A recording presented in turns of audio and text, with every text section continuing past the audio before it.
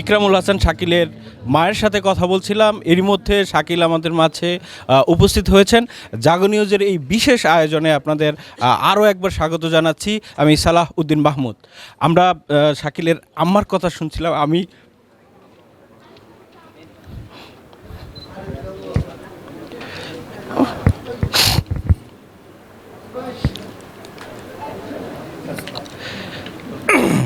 একজন মা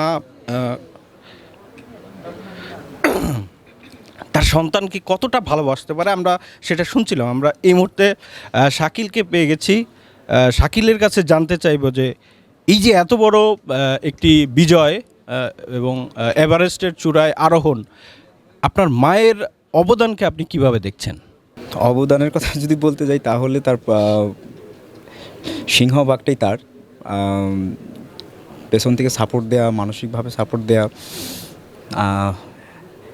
তো সব দিক থেকেই মানে এটা আমি এখন বলার মতো তেমন কোনো ভাষা খুঁজে পাচ্ছি না যে কী বলে এটাকে ডিফাইন করব। কিন্তু সেটা যদি বলতে যাই যে এভারেস্ট চূড়াটা যতটুকু আমার কাছে উচ্চতার ছিল এবং আমার মায়ের সাপোর্টটা ঠিক ঠিক ততটাই তার থেকেও বেশি ছিল।